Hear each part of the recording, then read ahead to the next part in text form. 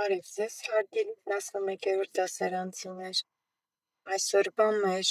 դասընթացի թեման է բնական ընտրություն։ Ինչպես գիտենք, էվոլյուցիայի նախադրյալները եւ շարժիչ ուժերն են ժառանգական փոփոխականությունը, գոյության կռիվը եւ բնական ընտրությունը։ Ընտրող գործոնը բնությունն է, ելանյութը օրգանիզմի անհատական հատկանիշները, ընտրության տևողությունը երկարատև է, հազարավոր տարիներ, եւ որպես ընտրության արդյունք միջավայրի տվյալ պայմանների նկատմամբ հարմարված ձևերի առաջացումն է, տեսակների բազմազանությունը։ Հարմարվածությունն օգտակար է օրգանիզմին, իսկ օրգանիզմները հարմարվում են միջավայրի պայմաններին։ Բնական ընտրություն է կոչվում այն գործընթացը, որի հետևանքով գոյատևում եւ իրենցից հետո սերունդ են թողնում միջավայրի պայմաններում օգտակար ժառանգական փոփոխություններ ունեցող առանձնյակները։ Տարբերվում են բնական ընտրության հետևյալ ձևերը՝ շարժական, կայունացնող, դիզրուպտիվ եւ սեռական։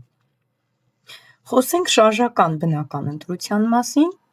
ինչպես նկատում եք, շարժական բնական ընտրությունը իրականանում է միջավայրի աստիճանական եւ ոչ կտրուկ փոփոխվող պայմաններում։ Այստեղ ռեակցիայի նորման լայնանում է մեկ ուղղությամբ եւ նա նպաստավոր է միայն մեկ ուղղության համար։ Կարելի է ասել կամ եւ կամ մոդել։ Եթե ուշադրություն դարձնենք նկարին, ապա կտեսնենք, վերցված է դասագրքի նկարը, այստեղ կտեսնենք կարմիր զատկաբզեզներին, դեղին զատկաբզեզներին եւ ծիրանագույն զատկաբզեզներին։ Ինչպես նկատում եք, շարժական բնական ընտրության արդյունքում պահպանվում են կամ դեղին առանձնյակները, կամ կարմիր առանձնյակները։ Օրինակներից են դասագրքում ներկայացված սև եւ սպիտակ թիթեռների օրինակները, երբ արդյունաբերական գոտիներում մեր ծառերը, կեչու ծառի բները, ուրեմն այսպես մքանում են, արդյունքում սև եւ սպիտակ թիթեռներից նախապատվությունը տրվում է ուրեմն սև մուգ թիթեռներին։ Ինչու՞, որովհետև այս թիթեռները թշնամիներից այսպես պաշտպանվում են եւ մնում աննկատ։ Նկատեցինք, որ արդյունաբերական գոտիներում ծառերի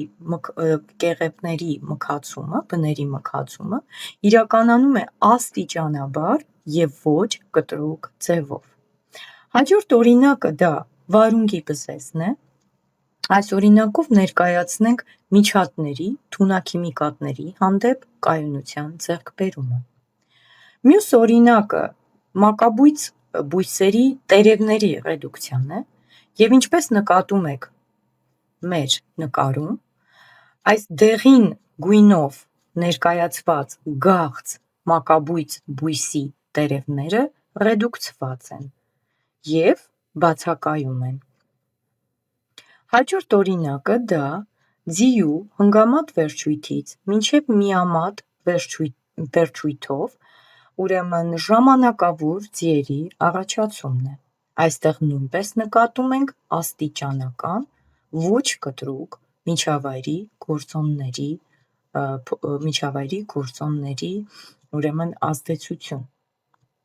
Եթե պատկերենք այս ամենը սլաքների միջոցով,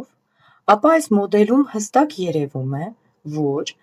մուգ թիթեռները եւ սպիտակ թիթեռները, որոնք պարբերաբար աստիճանական փոփոխությունների ժամանակ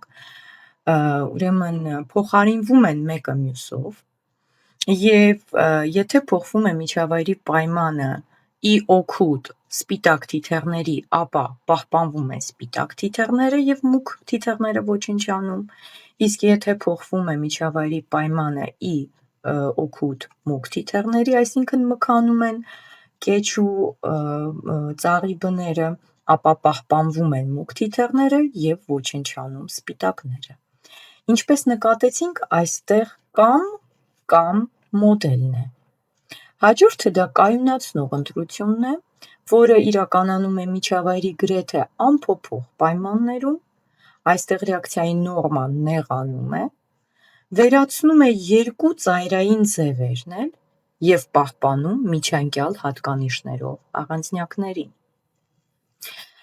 Նկարում շատ լավ պատկերված է, երբ կարմիր և դեղին զատկաբզեզներից նախապատվությունը տրվում է ծիրանագույն զատկաբզեզներին։ Եվս մեկ անգամ ցույց տալով այս ամենը մոդելի միջոցով, մենք նկատում ենք, որ երկու ծայրային ձևերը ոչնչացել են գրեթե անփոփոխ պայմանների արդյունքում, իսկ միջանկյալ հատկանիշներով առանձնյակները գոյատևել և իրենցից հետո սերունդ են թողել։ Օրինակներից են լաթիմերիան, հնագույն սողուն հատերիան, օպոսումը և մերկասերմերի հնագույն ձև գինկո ծաղը։ Հաջորդը դիզրուպտիվ ընտրությունն է։ Դիզրուպտիվ ընտրությունը իրականանում է միջավայրի կտրուկ փոփոխվող պայմաններում, հանգեցնում է պոլիմորֆիզմի, այսինքն ձևաբանական բազմազանության և մեկուսացնելով բերում է տեսակառաջացման։ Այստեղ երկու ծայրային ձևերն էլ պահպանվում են և կարող ենք անվանել և մոդել, ինչպես նկարում պատկերված է, և կարմիր զատկաբզեզներն են պահպանվում և դեղին զատկաբզեզները։ Արդյունքում ոչնչանում են ծիրանագույն, միջանկյալ հատկանիշներ պայմանավորող, միջանկյալ հատկանիշներով առանձնյակները։ Կրկին այս ամենը տեղավորենք մոդելի մեջ և կտեսնենք, որ երկու ծայրային ձևերը բազմանում են, իրենցից հետո սերունդ են թողում և գոյատևում են, իսկ միջանկյալ հատկանիշներով առանձնյակները, որպես կանոն, ոչնչանում են։ Եթե դիզրուպտիվ ընտրությունը բերում է պոլիմորֆիզմի, ապա կայունացնող ընտրությունը բերում է օրգանիզմների կամ պոպուլյացիաների միատարրությանը։ Օրինակներից են երկար և կարճ թևեր ունեցող մրրկահավերը, ինչպես նաև նկարում պատկերված են երկու տարբեր գունավորում ունեցող գիշատիչները, որոնցից յուրաքանչյուրն էլ պահպանվել է դիզրուպտիվ ընտրության արդյունքում։ Հաջորդը դա սեռական ընտրությունն է, և սեռական ընտրությունը դա ներտեսակային բնական ընտրության ձևերից է, որի դերը տեսակի բազմացման ակտիվացումն է։ Այստեղ էլի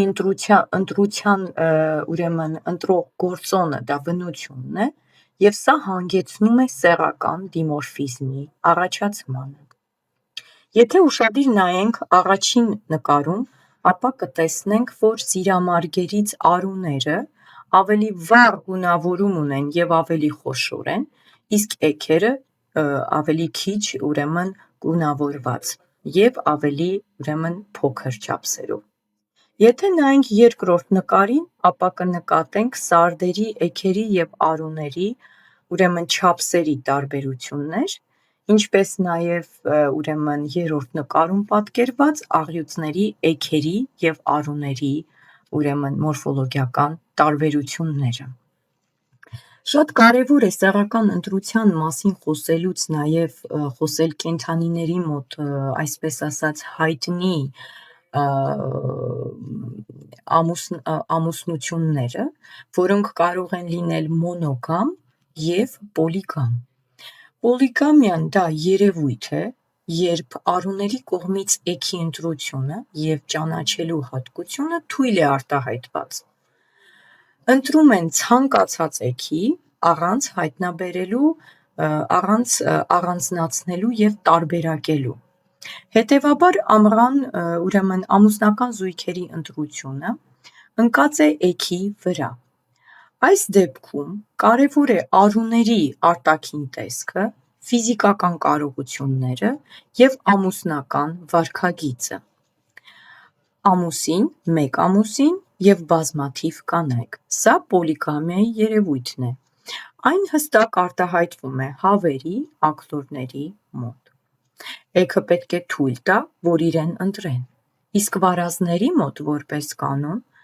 իշխող արուները, երբ ֆիզիկական ուժը չի բավարարում, դուրս են գալիս խմբից, ինչպես նաև բեղմնավորմանը չեն մասնակցում այն արուները, որոնք ընդհանրապես չեն մասնակցել արյալի տարածքի գրավմանը։ Այսպես ասած, գոյություն ունի պոլիանդրիայի երևույթ, որը թարգմանաբար նշանակում է բազմամուսին։ Այս դեպքում մեկ էգը մի քանի արուներով է շրջապատված։ Այս փոխհարաբերությունը նույնպես ունի կենսաբանական մեծ նշանակություն։ Այն բերում է գենոտիպերի բազմազանությանը։ Հաջորդը դա մոնոգամիայի երևույթն է, և մոնոգամիան շատ լավ արտահայտված է արագիլների մոտ։ Մոնոգամիայի ծագումը հիմնականում ընկած է սերնդի խնամքի և պաշտպանության համար էգի և արուի միասին գործողությունների հիմքում։ Այսինքն էգը և արուները միասին տանում են իրենց սերնդի խնամքի խնդիրը։ Մոնոգամիայի երևույթը, ինչպես ասեցինք, շատ լավ արտահայտված է արագիլների մոտ, իսկ մարդու օրինակով մենք կարող ենք ասել, որ մարդը նույնպես մոնոգամ է։ Շնորհակալություն։ Հուսով եմ, որ նյութը մատչելի էր և կարողացաք սովորել ու ամրապնդել։